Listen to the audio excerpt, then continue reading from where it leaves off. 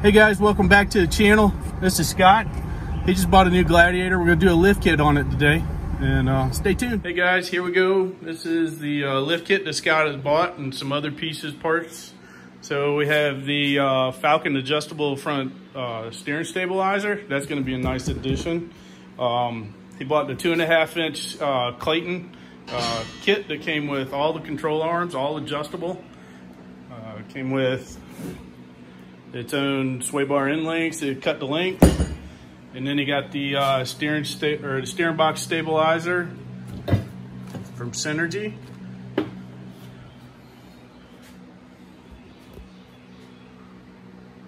So this is the front pieces. We're gonna get busy. Welcome back. Got the Jeep in the garage, the tires off. Got the back wheels chocked so it doesn't roll. Got the Jeep up on jack stands. We're getting ready to tackle the front end. First things first, we're gonna take the shocks off, track bar off, sway bar end links off, because all that's getting replaced. Got new springs, of course, 2.5 inch lift. And then once we get all of that done, we got to do the steering box support from Synergy. He's got that kit, and he's got new adjustable track bar.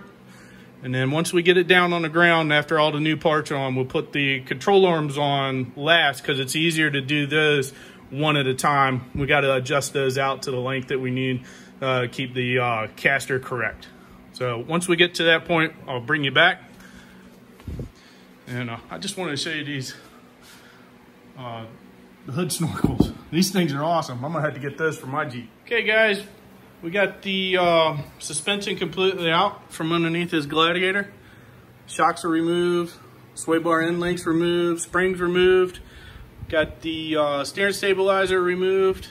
All the lines are loose, control arms are loose, so we can get the articulation out of it. Next thing we're gonna start doing with his Jeep is we're gonna do the Synergy steering box brace. So that's gonna require us to take these 4 bolts out, mount that. We've already got the steering box nut loose and off. I put it back on just in case that pitman arm fell off. It probably won't, but just safety factor. As you can see, everything's loose and out. So next thing we're gonna do is, like I said, is the steering box brace. All right, so we got the Synergy bracket in place, sort of. It's off about, I'd say about 1/16 of an inch. I'm gonna try and tap it up so it'll get in place. But this is, if you watched my last video with Rob's window, you know that the window was supported by the wood, a piece of pressure treated 1x wood.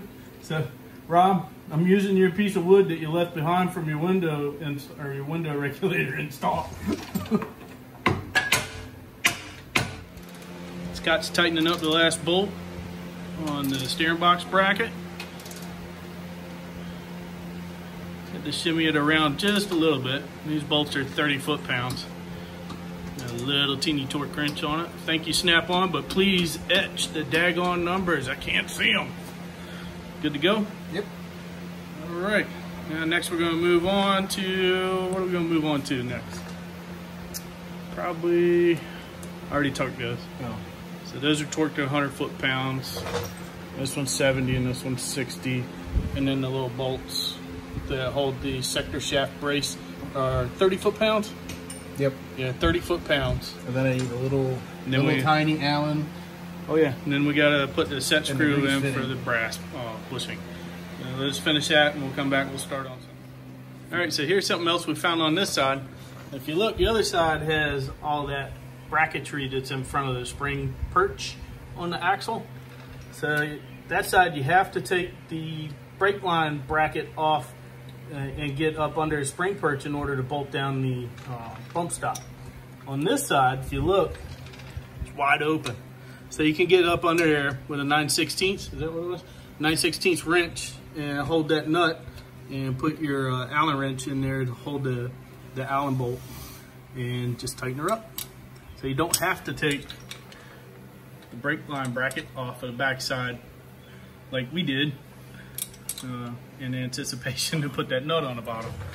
So we got this spring in, nuts on the bottom of that. We're going to tighten that up. Got bump stop all in.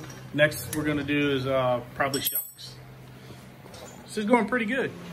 Okay, I thought I'd show you guys this. Here's a quick way to check your bolts after you've gone off-road or even after you've done a lift kit, the 500-mile checkup. So this is his steering brace, steering damper.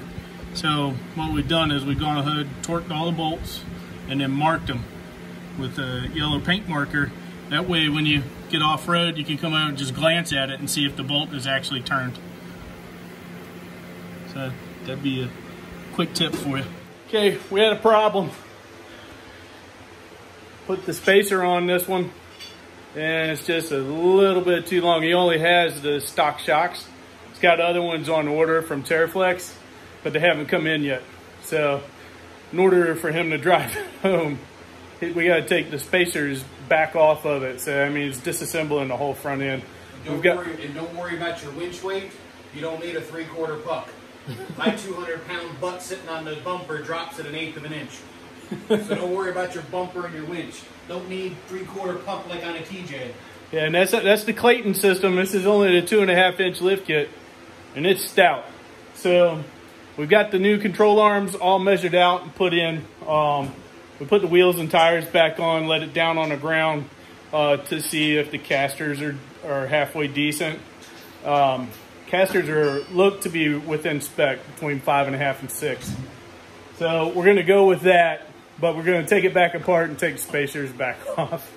So bear with us, and there's the compressor. All right, so we got pretty much the front all put together. We're just going to snug up the lower control arms, and we put the track bar in, got the steering stabilizer tightened up.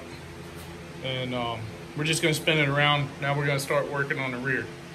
So here's the new links, sway bar end links. This is the correct orientation they should go. Don't go by the directions that CLAYTON gives you. The new track bar is in place. Got the new steering box brace in place. So as you can see, everything's there. All he's got to do is get his shocks, and probably do that next weekend. So anyway, I think it is looking pretty good. It's definitely taller. So there's the progress for now. We'll come back after we get the rear tore apart. Okay, we got the Jeep in, spun around, and everything tight on the front. Now we're starting to take apart the rear.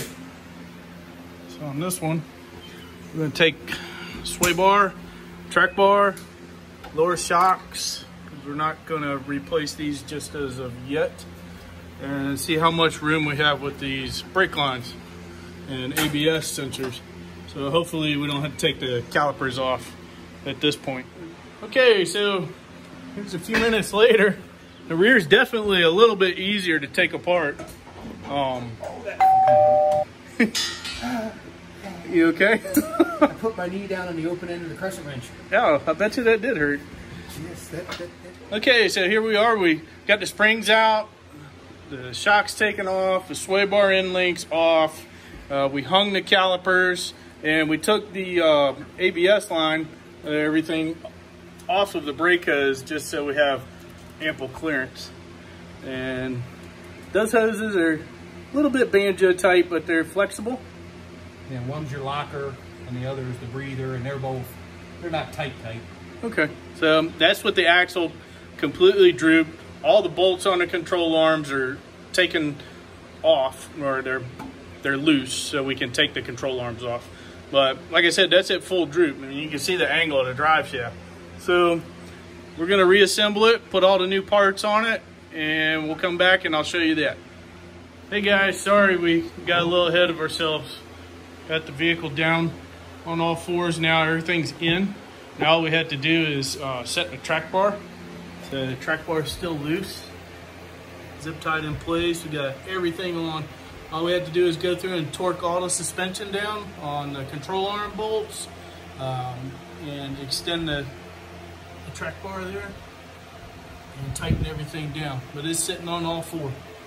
So sorry we jumped ahead. We got a little excited to get this thing done. So we'll get all that done, and then try and take some nighttime pictures, because it's taking us a good bit to do this today. We took our time doing it. So anyway, let me get that done and we'll take some final pictures.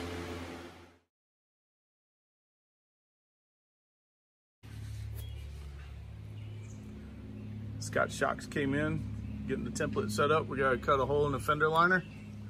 This is the 3.3 adjustable. I didn't know that you could adjust the bottom shaft. I guess you're changing the ring lands inside the shock body.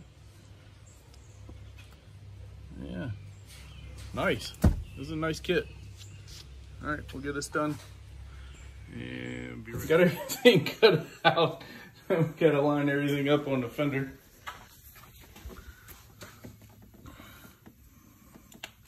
Ooh, Scott, you gotta cut a hole in your fender flare, or your fender liner. Oh well, they can't be that expensive. This is just an excuse to get the aluminum ones.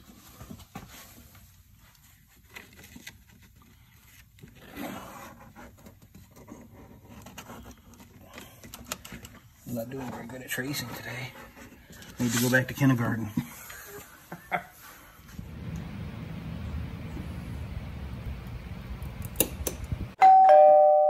Break another one? No cussing this time. No guarantees. I did find a doorbell sound to cover your cussing. Good. Come on.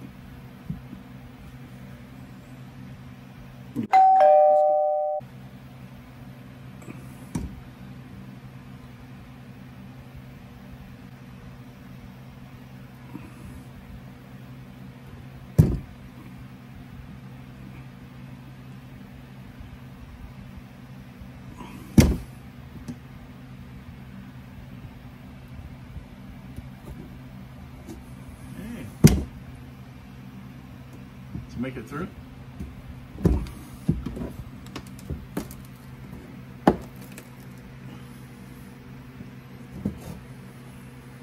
Okay, we ran into a little snafu with the brake line.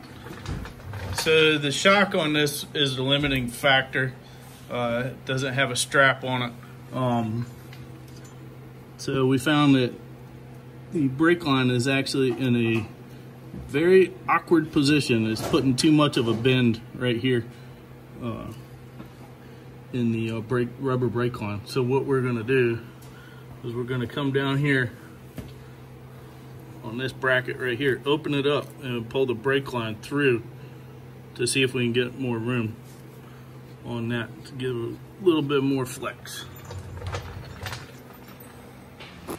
Okay, so this is what we did.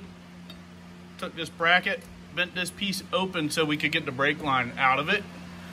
Just silicone the bolt and stuck it back in the control arm. So now the brake line has free range of motion on both sides.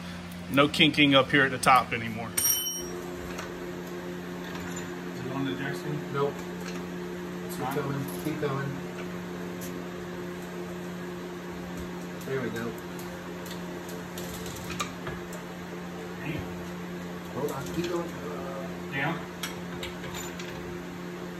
Just yeah, just a little bit. There you go. Little up. Up? Just a little bit. There you go.